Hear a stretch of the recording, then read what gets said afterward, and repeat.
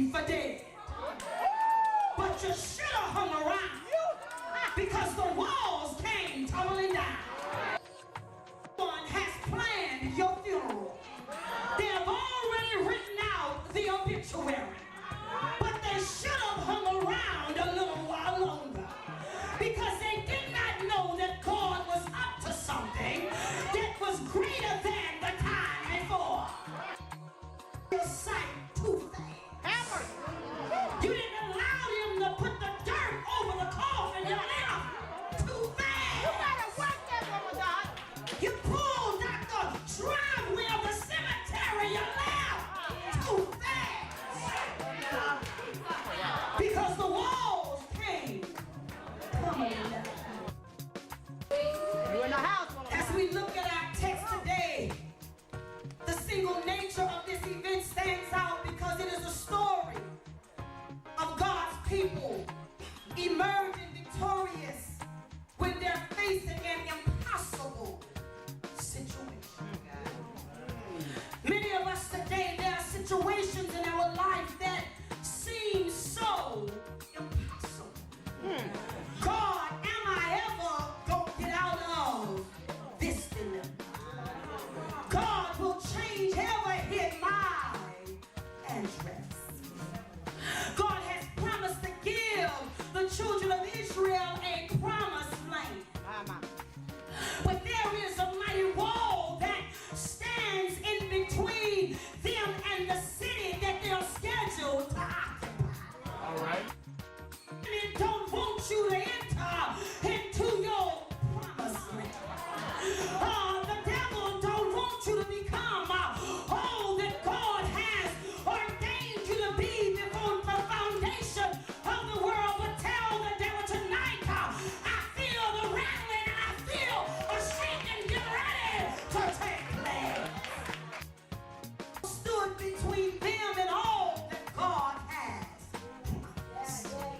What is it that's standing in between you and all that God has promised you? You need to take a moment right here and you need to shout your walls down. You need to take a moment and tell the devil everything that you meant for evil against me, God is turning around. Canaanites built Jericho as a kind of gateway fortress to their land. It is something about the enemy. The enemy already knows that it belongs to you. The enemy already knows that they're occupying your land. They already know that they're invading your space. But hold on long as you can, because in a few minutes something is getting ready to happen. Is a place where the enemy can retreat to feel safe. It is a place where the enemy can wait until we are not looking. What the enemy does, he waits to catch you off guard. He waits for us not paying attention. And then he sends out his enemies to afflict pain and suffering in our life. That's why 1 Peter 5:8 tells us, be sober, be vigilant, because your adversary, the devil, he walking about as a roaring lion, seeking whom he may devour. But look at neighbor and I say, neighbor, I'm going to get what's mine by any means necessary. Oh, yeah. I feel your Holy Ghost. Some of us don't understand that the devil is all around us. But today is his last day. Today is the day that we're going to give him an eviction notice. Oh, yeah. I feel like preaching right there. Look at neighbor and I say, neighbor, the devil has landed. He's had his last day. It's over right now. He wants you to have peace. He don't want you to have the victory. He always wants you in warfare. He always wants you to go through. But you need to write the devil a letter and send it by your subpoena man and tell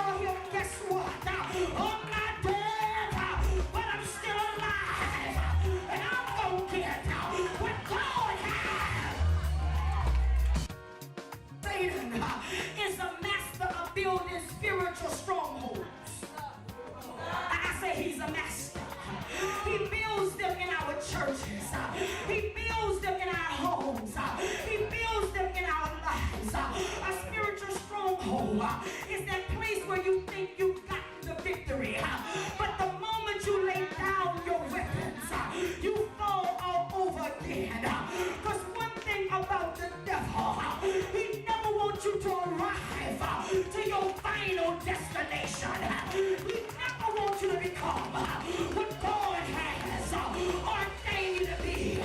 So what he do? He lay in the gap and he wait for another time. And he is.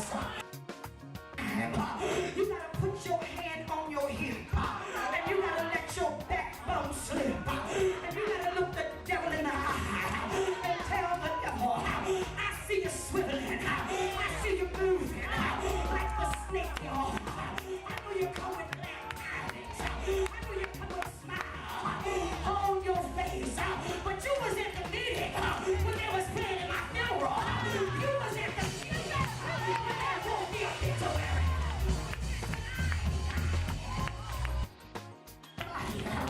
That look like they smile. Everything that's smiling with you, baby, it's not for you. The devil is on a rampage, but you better tell the devil, I shook my graveyard clothes off a long time ago. Oh my God, I hear you, Holy Ghost. Look at neighbor and I say, neighbor, they didn't know who they was messing with. It's better for you to put a millstone around your neck than to mess with one of God's little ones. Look at neighbor and I say, neighbor, if they want to fight, let's go on and fight. Walls must come down. Recognize the strongholds. So often we don't know what the stronghold is. And when you cannot identify, then you don't know how to pray. You don't know what to pull down. But the first thing you gotta do, you gotta go in your secret closet and you gotta shut the door behind yourself. And you need to tell God, God, I know it looked like my sister. I know it looked like my brother. But who is this enemy that I gotta strategize against? But the Bible says we must recognize the strongholds. Do you know what the strongholds are in your life? They are those things that keep pulling you back, keeping you from progressing in God. What is that thing that won't let you go forward? What is that thing that's telling you serving God does not pay off? What is that thing that's holding you back? What is that thing that just won't let you go?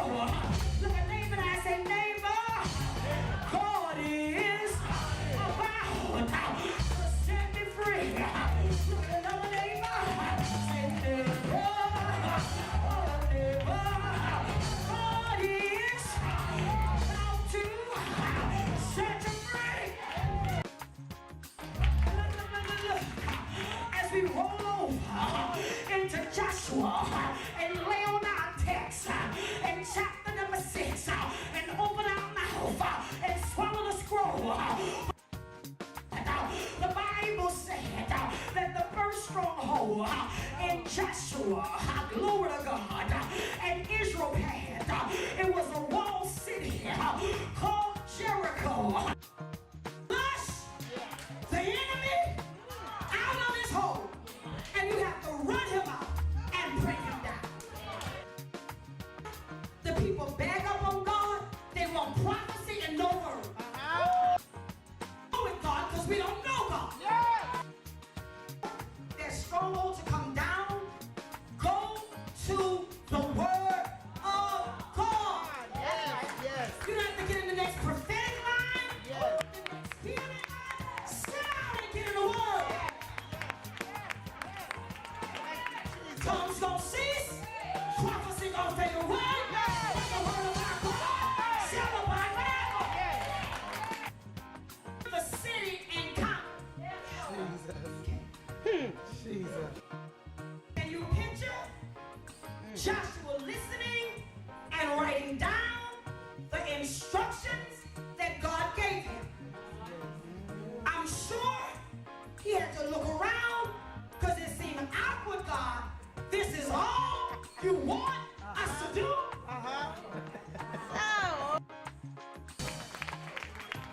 You left me for dead, but you should have hung around. You should have hung around. some people have pronounced your death sentence, but they should have hung around. Oh, no. Because you get ready to walk into what you was born for. The surgery didn't kill you. You're still here. Okay. They thought you wasn't gonna get up. They thought your breakthrough wasn't gonna come. They thought your health would fail. They thought your ministry would fail. They thought your children would never change. But they should have.